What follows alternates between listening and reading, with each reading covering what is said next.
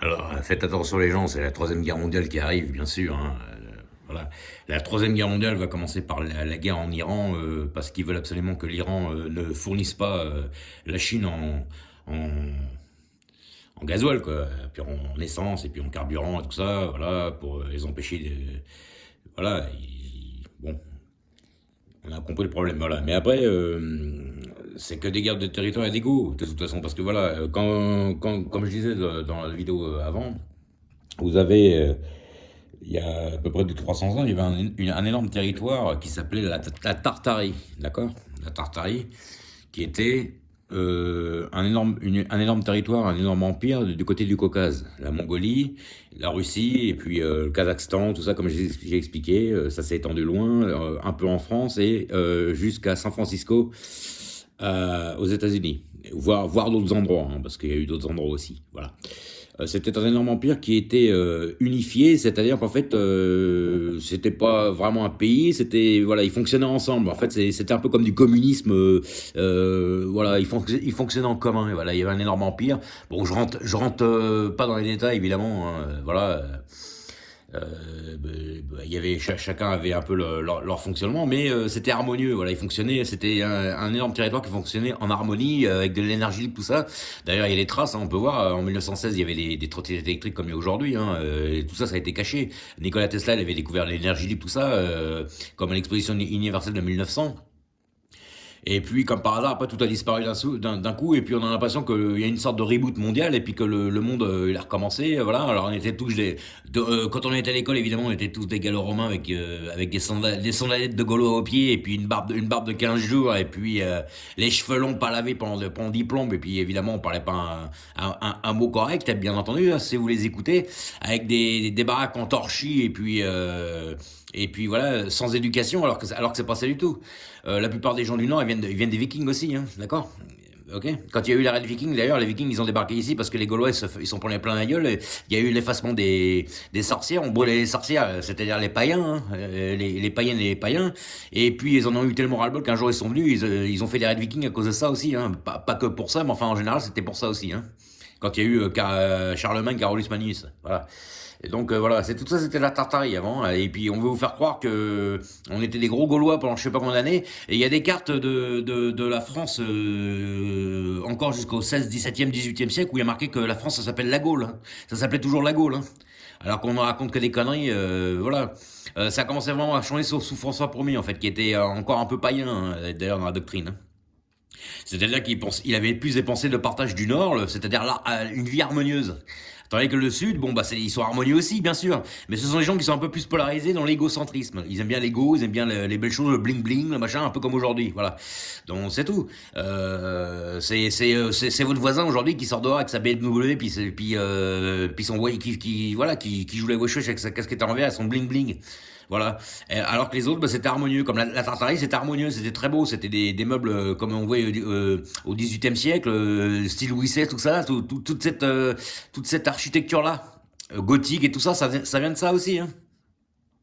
Et comme par hasard, en 1789, quand il y a eu la révolution qui a commencé d'ailleurs en 1776 avant, on se demande pourquoi celle de 76 a donné celle de 89, hein, et puis 1830 après, ça a donné le monde contemporain qu'on a aujourd'hui. Bon, évidemment, à l'époque, c'était le début. Là, on arrive en fin de course du monde contemporain.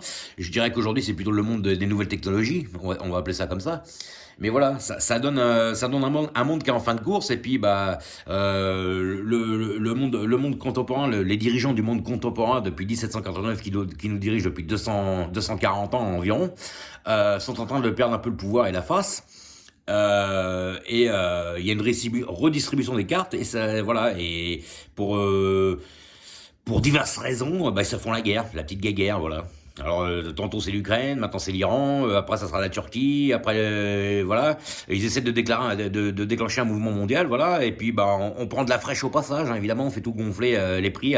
Vous avez le litre de gasoil à trois euros, l'essence, machin. Ça devient suffocant pour tout le monde, voilà. C'est tout, hein. Donc, voilà, c'est ça qui se passe, hein.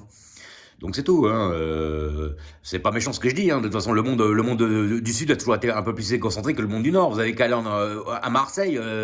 Si vous écoutez un Marseillais, il a tout fait, il a tout vu, hein. Les Parisiens, c'est quand même pas à ce point-là, hein. Et bon, ils sont un peu égocentriques aussi, bien sûr, hein. Mais c'est pas le même niveau, hein. Et puis pareil, ça reste pareil. Avec les gens du Nord, sont un peu plus humbles déjà. Voilà. Après, ça veut pas dire qu'ils savent se faire non plus, voilà. Mais voilà, je veux dire, les Russes, les Chinois, tout ça, ils restent dans la tempérance. Ils sont tempérés. Là, l'Iran a réplique parce qu'on l'a attaqué en premier. Voilà. Hein, et puis ils ont très bien compris le problème. Ils ont très bien compris qu'on veut essayer de les effacer pour prendre leur place. Et puis voilà, ils sont pas fous, hein, non plus. Mais les Iraniens, c'est une doctrine quand même, comme les anciens hyperboréens qu'on disait, tous ces pays-là, ça vient de ça. Ce sont des pays, bon, il fallait étudier l'histoire en long, en large, en travers, hein, mais voilà, les Grecs aussi, les Turcs, c'est un peu ça aussi, plus d'autres pays. Ils ont des doctrines un peu plus d'harmonie, voilà. Voilà, d'harmonie. J'ai trouvé un peu le mot.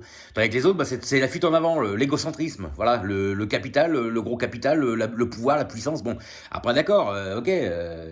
Mais on crée pas des gars et puis des punairies pour ça, quoi. Je veux dire, au bout d'un moment, ça fait 5 ans qu'ils nous cassent les pieds depuis qu'il y a eu le Covid. Enfin, peut-être que ça se calme un peu, hein. Faites votre gueule, bonne fois pour toutes, ou arrêtez là, mais arrêtez de nous emmerder, hein. Franchement, ça devient aberrant, hein. Donc voilà, c'est un peu pas ça qui se passe.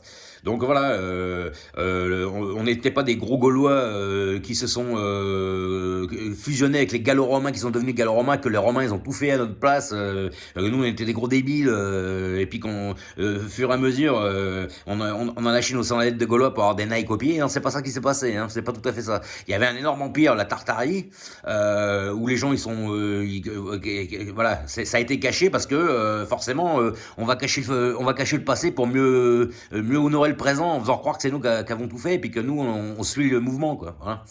La trottinette électrique aujourd'hui, moi aussi je l'ai cru, hein, mais la trottinette électrique d'aujourd'hui qui est sortie depuis quelques années, elle a existé déjà il y a plus de 100 ans, hein. Comme la voiture électrique d'ailleurs, hein. Donc voilà. Hein, ça veut dire que dans 200 ans, ils vont là, si ça se trouve, ils vont nous mettre au tout électrique d'ici 2030-2050.